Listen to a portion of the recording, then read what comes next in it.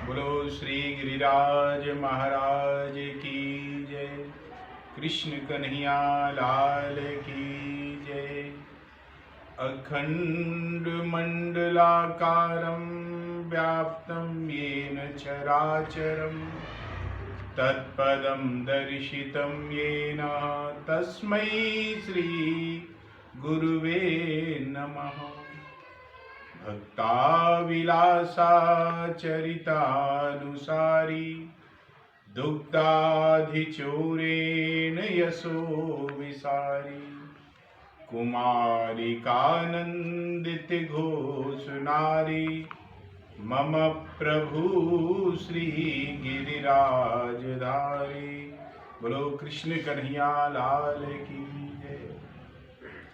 श्रीमद् भगवत गीता के प्रसंग में हमने 13वें श्लोक तक श्रवण किया। अभी तक इस अध्याय में पहले धृतराष्ट्र ने संजय से पूछा कि युद्ध क्षेत्र में युद्ध की इच्छा से एकत्रित हुए ममहा मेरे और पांडु पुत्रों ने क्या किया। तो यहाँ 13 श्लोक तक पहले संजय ने बताया कि आपके पुत्रों ने कौरवों ने क्या किया। अब 14वें श्लोक से बताते हैं, उत्तर देते हैं कि पांडु पुत्रों ने क्या किया। इसके उत्तर में संजय कहते हैं तथा श्वेतैर्यैर्युक्ते महती स्यन्दने स्थितौ माधवा पांडवश्चैव दिव्यौ शंखो प्रदध्मतु। ततः हे राजन, उसके बाद श्वेतः है सफेद घोड़ों से युक्ते महती सफेद घोड़ों से युक्त महान स्यन्दने रथ पर स्थितौ बैठे हुए माधव लक्ष्मीपति भगवान श्री कृष्ण चा और पांडवा तात्पर्य पांडु पुत्र अर्जुन एव भी दिव्य हो, उन्होंने भी दिव्य शंखौ प्रदध्मतु शंखों को बड़े जोर से बजाया। तथा श्वेतैर्युक्ते चित्ररथ गंधर्व ने अर्जुन को 100 दिव्य घोड़े दिए थे महाराज, और ये सभी श्वेत घोड़े थे। इन घोड़ों में यह विशेषता थी कि इनमें से युद्ध में कितने भी घोड़े क्यों ना मारे जाएं, पर संख्या में ये 100 के 100 रहते थे। इनकी 100 की संख्या 99 नहीं होती, ये 100 के 100 बने रहते, कम नहीं होते बिल्कुल। और ये पृथ्वी स्वर्ग आदि सभी स्थानों पर जा सकते थे। ये नहीं जमीन पर ही चले ये घोड़े, ये पृथ्वी पर भी चले, आकाश में स्वर्ग में कहीं भी जा सकते थे। ऐसी सामर्थ्य इन घोड़ों की थी। तो इन्हीं 100 घोड़ों में से सुंदर और सुशिक्षित 4 सफेद घोड़े अर्जुन के स्वयं के रथ में जुड़े हुए। महती स्यन्दने स्थितौ, यज्ञों में आहुति रूप से दिए गए घी को खाते खाते अग्निदेव जो है उनको अजीर्ण हो गया, अपच हो गई। इसलिए अग्निदेव खांडव वन की विलक्षण जड़ी बूटियां खाकर अर्थात खांडव वन को जलाकर अपना अजीर्ण दूर करना चाहते थे। जो घी खा खा के अपच हो गया ना, उसे दूर करना चाहते थे जड़ी बूटियां खा करके। परंतु देवताओं के द्वारा खांडव वन की रक्षा की जा रही थी, तो अग्निदेव अपने कार्य में सफल नहीं हो पा रहे थे।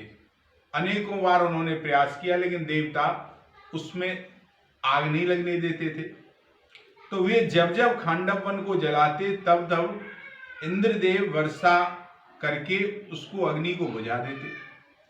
तो अंत में अग्निदेव ने अर्जुन की सहायता से पूरे वन को जलाकर अपना अजीर्ण दूर किया और प्रसन्न होकर अर्जुन को यह बहुत बड़ा रथ दिया वरदान स्वरूप में। 9 बैलगाड़ियों में जितने अस्त्र शस्त्र रखे जाते हैं, जितना स्थान 9 बैलगाड़ियों में होता है, उतना स्थान इस रथ में था। और यह सोने का मढ़ा हुआ और तेजों में था। इसके पहिए बड़े दृढ़ और विशाल थे महाराज, और इसकी ध्वजा बिजली के समान चमकती, और यह ध्वजा 1 योजन अर्थात 4 कोस ऊंची थी महाराज, तथा फहरा करती थी। और इतनी लंबी होने पर इसमें वजन नहीं था इस ध्वजा में, और ना ही ये रुकती और ना ही किसी पेड़ इत्यादि से टकराती थी। इस ध्वजा पर हनुमान जी हमेशा विराजमान रहते। ऐसा रथ पे अर्जुन और श्री कृष्ण सवार थे महाराज। स्थितौ कहने का तात्पर्य है कि उस सुंदर और तेजों में रथ पर साक्षात भगवान श्री कृष्ण अपने प्यारे भक्त अर्जुन के विराजमान होने से उस रथ की शोभा और बढ़ गई महाराज। ऐसा रथ था। माधवा पांडश्चेव, मां नाम लक्ष्मी का है और धव नाम पति का है। मां लक्ष्मी का नाम है, धव का तात्पर्य पति से, तो माधव का मतलब लक्ष्मीपति। यहां पांडव नाम अर्जुन का है क्योंकि अर्जुन सभी पांडवों में मुख्य योद्धा।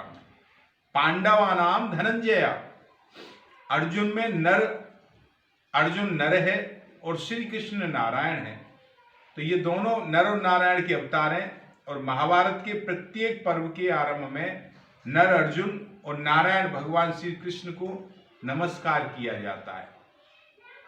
नारायणम नमस्कृत्यम नरम चैव नरोत्तमम, प्रत्येक पर्व में ये आता है। इस दृष्टि से पांडव सेना में भगवान श्री कृष्ण और अर्जुन ये दोनों मुख्य थे। तो संजय ने भी गीता में के अंत में कहा है कि जहां योगेश्वर भगवान श्री कृष्ण और गांडीव धारी अर्जुन रहेंगे, वहीं पर विजय विभूतित और अटल नीति रहेगी। ये संजय ने भी अंत में जब गीता जी का आता है उसमें कहता है। दिव्यौ शंको प्रदत्मतु, तो भगवान श्री कृष्ण और अर्जुन के हाथों में जो शंख थे वे तेजों में और अलौकिक थे, कोई साधारण शंख नहीं थे। तो उन शंखों को उन्होंने बड़े जोर से बजाया महाराज। यहां शंका हो सकती है कि कौरव पक्ष में मुख्य सेनापति पितामह भीष्म है, इसलिए उनका सबसे पहले शंख बजाना ठीक है, भाई सेनापति बजाएगा। परंतु पांडव सेना में मुख्य सेनापति तो धृष्टद्युम्न के रहते हुए ही सारथी बने हुए भगवान श्री कृष्ण ने सबसे पहले शंख क्यों बजाया? भाई यहां भी धृष्टद्युम्न को बजाना चाहिए था जब उधर सेनापति पितामह भीष्म ने बजाया। तो उन्होंने क्यों बजाया? इसका समाधान है कि भगवान सारथी बने चाहे महारथी बने, ये तो भगवान की इच्छा है कि वो क्या बने, स्वतंत्र है भगवान। उनकी मुख्यता कभी कम नहीं हो सकती भगवान की। वे जिस किसी भी पद पर रहे सदा सबसे बड़े ही बने रहते हैं ठाकुर जी। कुछ भी करे, यज्ञ में पत्तल उठाई तो भी सबसे बड़े रहे ठाकुर जी महाराज। क्यों? कारण कि वे अच्युत हैं, कभी च्युत होते नहीं हैं। और पांडव सेना में भगवान श्री कृष्ण ही मुख्य थे और वे ही सबका संचालन कर रहे थे।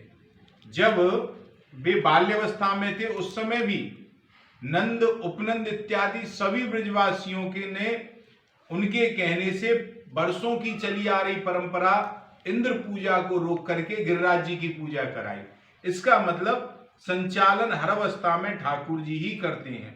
भगवान जिस किसी अवस्था में रहें, जिस किसी स्थान पर रहें, जहां भी रहें, वे मुख्य ही रहते हैं। इसलिए भगवान ने पांडव सेना में सबसे पहले शंख बजाया हुआ है। और जो स्वयं छोटा होता है वही ऊंचे स्थान पर नियुक्त होने से बड़ा माना जाता है। उसकी कोई महत्वता नहीं है, वो तो स्थान की महत्वता है। भाई जो व्यक्ति छोटा होगा उसे ऊंचा पद दे दिया जाए तो वो अपने आप को बड़ा मानेगा, तो महत्वता पद की रही कि उसकी रही। अतः जो ऊंचे स्थान के कारण अपने को बड़ा मानता है वह स्वयं वास्तव में छोटा ही होता है। और जो स्वयं बड़ा होता है वह जहां भी रहता है उसके कारण वह स्वयं स्थान भी बड़ा हो जाता है। जो वाकई में सच्चा बड़ा होता है, जिसका कर्म बड़ा होता है, वो जहां बैठ जाए, जिस स्थान पे बैठ जाए, उस स्थान की महत्वता बढ़ जाती है। जैसे भगवान या सारथी बने तो उनके कारण वह सारथी का स्थान अर्थात सारथी का पद भी ऊंचा हो गया महाराज। अब संजय आगे के 4 श्लोकों में पूर्व श्लोकों का खुलासा करते हुए दूसरों के शंखनाद का वर्णन करेंगे। अन्य किस किस ने शंख बनाया इसकी चर्चा हम करेंगे। आज की चर्चा यहीं विराम, 2 मिनट नाम संकीर्तन, फिर विराम करेंगे। कृष्ण गोविंद गोविंद गोपाल नंदलाल, राधे गोविंद गोविंद, हे गोपाल नंदलाल। कृष्ण गोविंद गोविंद गोपाल नंदलाल, राधे गोविंद गोविंद, हे गोपाल नंदलाल। हे गोपाल नंदलाल, हे गोपाल नंदलाल, हे गोपाल नंदलाल, हे गोपाल नंदलाल। कृष्ण गोविंद गोविंद गोपाल नंदलाल, राधे गोविंद गोविंद, हे गोपाल नंदलाल। बोलो कन्हैया लाल की जय।